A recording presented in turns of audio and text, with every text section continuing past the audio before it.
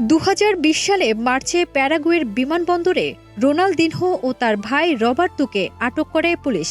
অভিযোগ ছিল তারা ভুয়া কাগজপত্র ব্যবহার করে দেশটিতে প্রবেশের চেষ্টা করেছিলেন।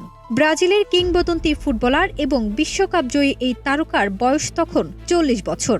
আদালত তাদের ৬ মাসের কারাদণ্ড দেন। তবে ৩২ দিন পর জামিনে মুক্তি পান রোনালদিনহো।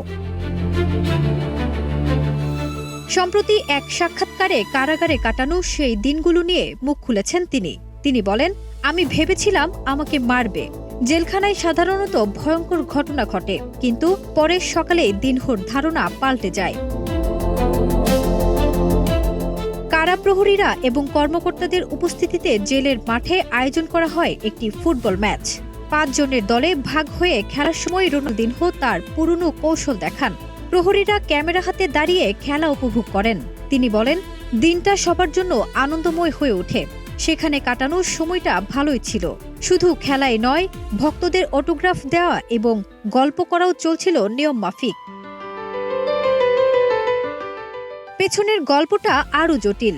রোনালদিনহো ও তার ভাই প্যারাগুয়েতে যান ক্যাসিনো মালিক নেলসন বেলোত্তির আক্রমণে, একটি দাতব্য সংস্থার শুভেচ্ছা দূত হিসেবে।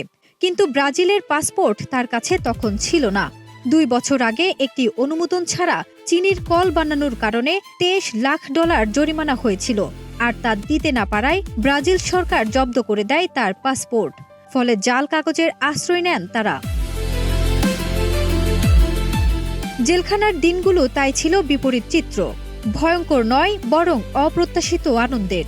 ফুটবলের জাদু আবারও প্রকাশ পায় কংক্রিট দেয়ালের মধ্যে। আর রোনালদিনহোর জন্য সেই অভিজ্ঞতা হয় এক অদ্ভুত স্মরণীয় অধ্যায়। ফারজানা নিকিতা, নাগরিক প্রতিদিন।